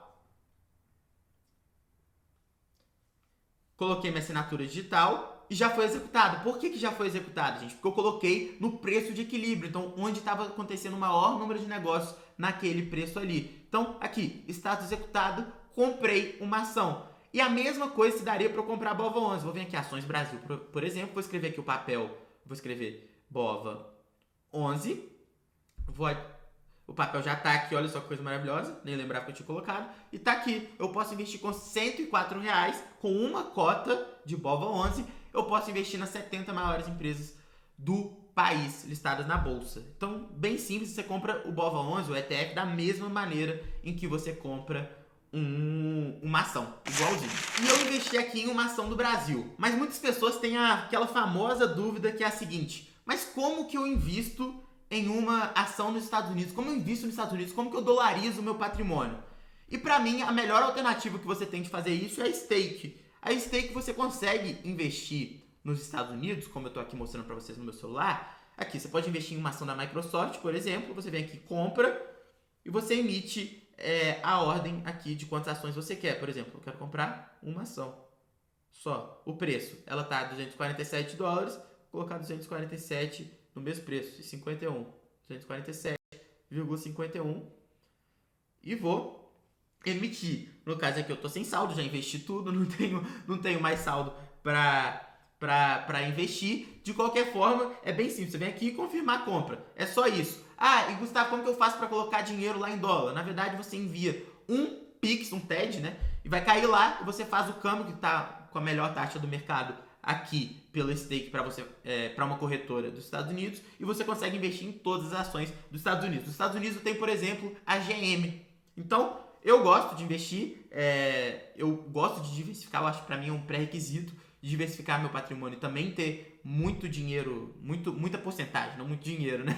Mas muita porcentagem do meu dinheiro em dólar investido em ações americanas. Então, essa é uma possibilidade. Outra possibilidade é investir no ETF lá na Bolsa Brasileira mesmo, em ações brasileiras no Inter, em ações brasileiras no IVVB11. Você vai estar na sua carteira comprando uma cota às 500 maiores empresas listadas nos Estados Unidos. Caso você queira baixar o app da Stake, você pode baixar, colocar o código sem grife, que eu consegui com eles lá, e assim você ganha uma ação de até $150. Ou seja, você pode ganhar até R$800 aí, só colocando o código. Então você coloca o código e pode ganhar até $800 se você fizer a primeira compra de R$500. Deixa as condições certinhas aqui na descrição, o código e o link se você quiser baixar aqui a Stake, tá? É o que eu uso, é o que eu mais gosto, então por isso eu recomendo, mas tem um bônus de ganhar isso também. Eu ganho também se vocês colocarem esse código, só que assim, não é nada patrocinado em si. Então eu vou te dar aqui algumas outras possibilidades. Você pode abrir a conta na Drive Wealth, que é uma corretora lá nos Estados Unidos, e aí é um pouco mais burocrático. Ou você pode também abrir conta na Avenue, só que a Avenue tem taxa de corretagem, coisa que aqui na Stake não tem. Então tem essas possibilidades aí. De qualquer forma, deixo aberto para você escolher. Se você quiser abrir a Stake, se certifique de colocar lá o sem grife, beleza? Então, é isso. Para investir nos Estados Unidos também, hoje em dia é muito mais fácil. Eu lembro que quando eu comecei a investir nos Estados Unidos, não tinha Avenue, não tinha Stake, não tinha nada disso. Eu tinha que abrir uma conta lá mesmo. Aí era o processo de enviar passaporte, etc. Era um negócio mais complicado. Hoje em dia é super simples. Eu criei esse aplicativo aqui da Stake literalmente com 3 cliques. Eu fiquei assim, como assim? Literalmente com 3 cliques? É por aí. É um negócio muito simples de ser criado. Eu fiquei bem horrorizado, assim. E tem muita segurança do aplicativo também, tem a validação de 2 fatores. Eu gostei muito. Enfim, chega de falar sobre isso e vamos avançar aqui no conteúdo da aula. Bom, gente, uma coisa que é fundamental eu falar aqui para vocês, que de nada adianta tudo isso que eu já comentei se você não confiar no longo prazo. O longo prazo é aquilo que vai te fazer ter a possibilidade de fato ganhar dinheiro investindo em boas empresas. Por quê? Porque os juros compostos, eles atuam em longo prazo. Eu coloquei esse gráfico aqui para você ver, né? Olha só como é que o risco realmente se recompensou. O risco adicional de você investir na bolsa de valores se recompensou lá nos Estados Unidos, pelo menos. Olha isso. As ações que têm um risco mais elevado tiveram uma rentabilidade maior do que os títulos públicos, do que o ouro e do que o dólar, desde 1802. Olha só o tanto que isso é marcante, né, gente? Eu corri mais risco e no longo prazo eu fui recompensado. Então, a grande questão aqui é o seguinte: risco foi recompensado, mas para muitos não, tá? Teve muita pessoa que colocou tudo em uma ação que que achava que ia bombar, que essa vai multiplicar por 100%, quis ficar rico rápido, investir em ações, deu errado. Investimento não é lugar de ficar rico. Investimento é onde você acelera a sua riqueza. Tenha isso em mente. Se você tem uma carteira robusta, tá vendo cada quedinha dessa aqui? Teve uma quedinha aqui, teve uma quedinha aqui. Naquele momento dessas quedas, naqueles momentos específicos dessas quedas, foram desastres absolutos. Tipo assim, é uma crise de 2008 que tá aqui, é uma crise de 1920, de 29, é muita coisa que no momento você achava que o mundo ia cair. Olha só como é que fica, que é tudo diluído no longo prazo. Olha só isso aqui. Esse é o poder do longo prazo. Ele dilui as tensões que naqueles momentos... Você lembra da crise de 2008? Se você tiver idade, você vai lembrar. Era o caos, o mundo vai acabar, coisa do tipo. A bolsa, ação caindo 99%. Enfim, tem pessoa que perdeu tudo na crise de 2008. Mas são as pessoas que quiseram ficar ricas rápidas. Tinha só... Ricas rápido, perdão. Tinha só uma ação na carteira. Essa ação caiu 99%. Como a gente já viu também naquele gráfico, tem que subir agora 1 zilhão de por cento para recuperar. Não recupera. Um exemplo claro é da IG, a resseguradora, que já patrocinou o Manchester United. Lembra disso?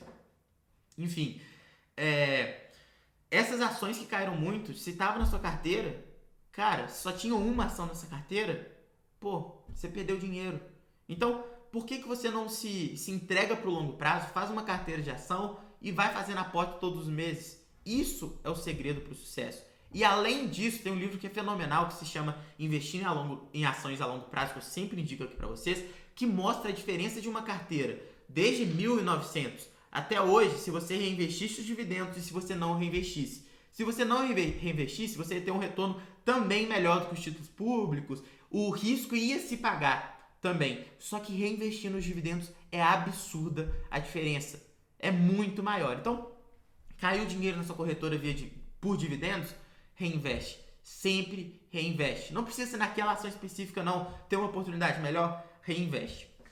Então, reinvestir dividendos é uma das principais características do investidor que vai ter sucesso a longo prazo. E ter a ciência da existência do longo prazo, do poder dele, também é uma receita muito importante. Porque todas as quedas que foram absurdas, monumentais, desastrosas, são diluídas no longo prazo, e o que resta é a regra base do risco-retorno. Estou correndo mais risco no longo prazo, vou ser recompensado. No Brasil, é um pouco mais complicado, é um país subdesenvolvido, você corre mais riscos ainda, tá? Quer dizer que vai ser mais recompensado ainda? Não. Nem todo risco adicional é recompensado, você lembre-se disso. Vou investir nos Estados Unidos ou no Brasil com a mesma taxa de juros? Pô, entendeu? Então, nem todo risco adicional é recompensado. Tem que ver. Você tem que ver e fazer a sua projeção, investir nas empresas corretas. Uma boa ação no Brasil foi muito recompensada pelo risco de se investir em ações. Uma boa carteira foi recompensada. Então, tenha isso em mente. E indo agora para a parte que ninguém gosta. Impostos. Como é que funcionam os impostos quando a gente fala de bolsa de valores? Pois bem, vamos aqui por tópicos, né? Ações. Vamos igual o Jack Stripador. Por partes. Enfim, vamos lá. Ações. Não haverá necessidade de recolher impostos caso o somatório das rendas realizadas no mês seja menor ou igual a 20 mil reais. Então, vendi 19 mil reais no mês em ações. Não tem problema, não importa se você teve lucro, que você não vai pagar imposto. A ação tem essa isenção se você vender até 20 mil reais. Se você passar de 20 mil reais, tem que começar a pagar imposto se você tiver lucro na venda, tá bom? Day trade. As operações de day trade tem um imposto com uma alíquota de 20% sobre o ganho líquido no mês, independentemente do acumulado de vendas no mês. Então, ou seja, ganhei R$1. Ganhei R$1, vou ter que pagar 20 centavos, tá? Isso day trade. Comprei no dia, vendi no mesmo dia. Não recomendo fazer de forma alguma, tá? ETF, a tributação para ETF também é específica, é de 15% sobre os ganhos de capital. Não tem isenção de venda também. Então tem esse detalhe. É simples comprar um ETF, é da mesma maneira comprar o BOVA11 do que você compra uma ação, só que a regra de tributação é diferente. No ETF, qualquer ganho, você vai pagar 15%. Na Bolsa de Valores, só o que passar das vendas de 20 mil reais, tá bom? Então, tem essa questão fiscal aí para você tomar conta. Fundo imobiliário, o imposto é de 20% sobre o ganho líquido. Lembrando que nenhum dividendo, nem de fundo imobiliário, nada, é taxado no Brasil. Nenhum dividendo é tributado aqui no nosso país. E é aqui que eu gostaria de conversar com vocês. É porque você lembra que eu te falei que quando uma empresa paga o dividendo, o preço por ação sai do preço da ação? Então vamos lá, R$10, vou pagar R$2 por ação, R$2 por ação, e aí vai ficar R$8 o preço da ação no outro dia, porque eu paguei 2 em forma de dividendo. Pois bem, isso é muito bom do ponto de vista fiscal, por quê? Porque o ganho com a ação que eu teria, na venda da ação, ele vai ser abatido, porque ele vai sair de 10 para 8. Então vamos supor que eu comprei a ação a 5. Aí ela foi para 10, vai pagar dividendo de 2. Então ela foi para 8 agora. Então você viu que ao invés de pagar mais, que foi de 5 até R$10, R$5 ali de lucro por ação, eu vou ter que pagar em cima disso. Eu agora só vou pagar em cima de 5 para 3, sendo que os outros 2 já caíram no meu bolso sem pagar imposto via dividendos. Então, isso é muito bom, tributariamente falando. A empresa ela vai sair o dinheiro do preço da ação para virar dividendo no seu bolso, só que você não paga imposto sobre esse dividendo. Em contrapartida, se a ação valorizar muito e você vender mais de 20 mil por mês, você acaba pagando imposto sobre ganho de capital ali da valorização da ação. Então você tira essa valorização da ação e já passa automaticamente para o seu bolso via dividendo, que não é tributado. Então realmente é uma daquelas brechas fiscais do Brasil e que acaba sendo muito positivo fiscalmente, tributariamente você receber dividendos por essa questão, principalmente se você tem grandes quantias de dinheiro. Se você vai vender menos de 20 mil, com certeza, se você tiver menos de 20 mil na Bolsa de Valores, aí não vai ter tanto esse ganho fiscal. Mas se tiver, e eventualmente vai ter, eu tenho certeza disso, aí sim, é muito bom. Eu tenho certeza que um dia você vai ter bem mais de 20 mil se você seguir aqui o longo prazo e a sequência e a ideia do longo prazo, do poder do longo prazo. Bom, e pra gente falar aqui uma coisa também que não tem como deixar de fora, é justamente a parte básica, né? Antes de investir em ações, antes de investir na Bolsa de Valores, você tem sim que ter reserva de emergência. Isso não é papo furado de influencer, de educador financeiro, não é. Isso é uma verdade absoluta. O que é uma reserva de emergência? Nada mais é do que 6 a 12 meses do seu custo mensal, ou seja, de tudo que sai do seu bolso, investidos em uma aplicação segura, sem riscos de perda, como por exemplo CDB até R$250 mil, Tesouro Selic e principalmente com liquidez diária, ou seja, que você pode tirar a qualquer momento. Então CDB de liquidez diária, 100% CDI, Tesouro Selic você pode tirar a qualquer momento sem risco de perda. Esses são bons produtos financeiros para você colocar sua reserva de emergência, que é tudo que sai do seu bolso de 6 meses a 12 meses. Isso aí não é balela, muitas pessoas já precisaram e não tinham, muitas pessoas que precisaram e tinham se sentiram muito aliviadas e isso é fundamental. Então, antes de começar a investir na Bolsa de Valores, comece pela reserva de emergência. Formule sua reserva de emergência porque vai ser muito importante para sua vida, te dá uma segurança, te dá uma tranquilidade. Fui demitido, bate na madeira aí. Isso aqui é vidro, mas bate na madeira aí. Fui demitido, eu tenho essa possibilidade adicional de ter uma tranquilidade. Eu vou ter uma tranquilidade de procurar um emprego com mais calma, ter 6 meses ou 1 ano para procurar um emprego bom e não ter que aceitar qualquer coisa, por exemplo. Então isso salva vidas. Além disso, os aportes mensais, eles são maravilhosos. Eles corroboram com a maior força do universo, que segundo Einstein nada mais é do que os juros compostos. Então eles vão com toda a força. Os aportes mensais são o fator mais importante nos investimentos. Isso para renda fixa e renda variável, tá? Vale para tudo. Então, todo mês, pega um ticozinho do seu dinheiro e investe. Se for possível, é óbvio que a gente está falando aqui. A pessoa que consegue juntar, ela sabe. A pessoa que não consegue juntar, parabéns por estar aqui, porque você está adquirindo conhecimento, porque um dia você vai conseguir juntar. Se você chegou até aqui, tenho certeza. Você é uma pessoa dedicada, você é uma pessoa que vai conseguir juntar dinheiro. Você está ganhando hoje um salário mínimo, está complicado, está ganhando pouco. Um dia você vai conseguir, tá? Então, pra pessoa que já ganha mais, já sabe dentro dela que consegue juntar, então tá aí, aporte mensal é a 8ª maravilha do mundo. Tá até 2 vezes aqui, de tão importante que é. E pra finalizar essa parte, eu gostaria de falar pra vocês da história de um cara que era zelador. Ele chama Ronald Reed. Ele era zelador e ele foi frentista, mecânico e zelador durante a vida. Trabalhou 30 anos, 40 anos nessas áreas aí. E quando ele aposentou, os parentes deles ficaram surpresos, porque ele tinha 8 milhões de dólares. Um zelador, um faxineiro, tinha 8 milhões de dólares. Aí você me pergunta, mas Gustavo, mexia com coisa errada, né? Não, reviraram a vida inteira do tal do Ronald Reid. Ele não tinha nada. Sabe qual que era o segredo dele? Todo mês ele investia em ações. Todos os meses ele investia em ações. Morreu com 8 milhões de dólares. Mais de 40 milhões de reais. Um zelador. Então, assim, né?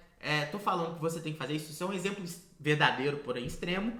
Não tô falando que você tem que fazer isso. Tô falando que você deve adquirir o conhecimento para aí sim ter a segurança de fazer isso, tá? Então, esse foi o primeiro passo que você deu. E é muito importante você entender bem isso. Se você quiser ler a fundo a história desse cara, tem um livro que chama A Psicologia do Dinheiro, que lá, acho que nas primeiras páginas já, no primeiro capítulo, ele conta essa história para mostrar que equacionar suas contas é mais importante do que quanto você ganha especificamente, tá?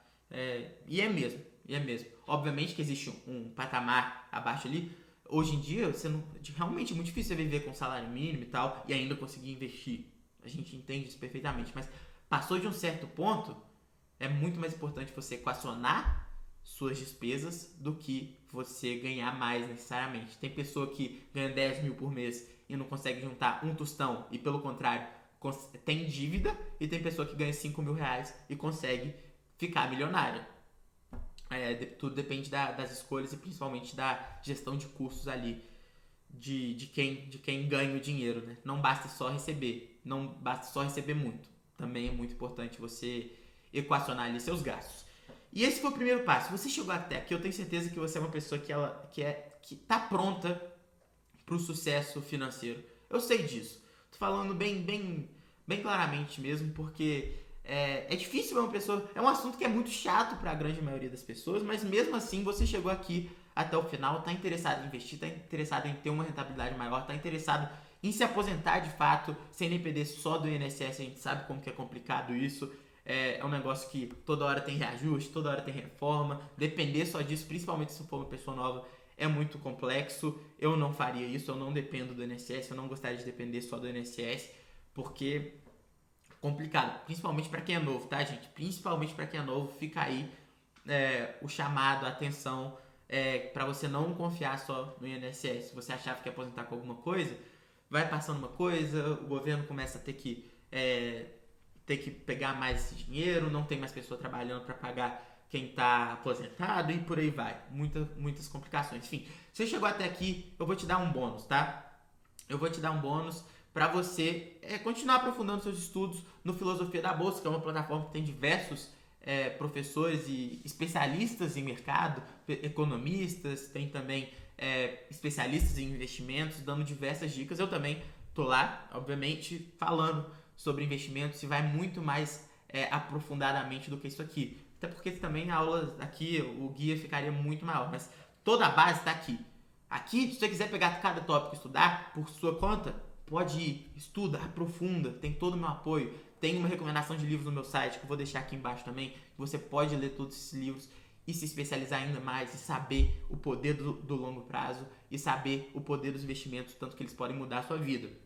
Mas caso você queira um suporte para ir fazendo essas leituras com você, para ir estudando com você, eu recomendo sem dúvida nenhuma o Filosofia da Bolsa de Valores. Vou deixar aqui embaixo um link e um cupom de desconto para vocês, tá bom? Tenho certeza que vocês vão gostar. É barato pro tanto de aula que tem, são mais de 90 aulas, conteúdo certinho, conteúdo de acompanhamento. E se você não quiser adquirir o Filosofia na Bolsa, não tem problema nenhum. Você pode rever essa aula aqui quantas vezes você quiser, porque vai estar gratuita no YouTube. Se quiser se aprofundar, link aqui na descrição. E por fim, gente, eu gostaria só de falar que se você gostou, se você tiver qualquer dúvida, deixa o seu like aqui e comenta. Gustavo, não entendi muito bem essa parte, eu vou estar atento para responder o máximo de dúvidas que eu conseguir, tá bom? Sobre o que eu falei aqui, sobre o que eu não falei, sobre aprofundamento, tudo. Então, é isso que eu tinha para falar para vocês. Deixem o seu like, isso é muito importante pra gente, pro YouTube reconhecer que esse conteúdo tem valor para você, né? E é isso. Um abraço para vocês, até o próximo vídeo. Filosofia da Bolsa aqui embaixo, caso você tenha interesse. Lá tem um plantão de dúvidas 24 horas, acesso ao WhatsApp, ao meu WhatsApp, tudo isso. Enfim, tá lá. Um abraço, até o próximo vídeo e valeu!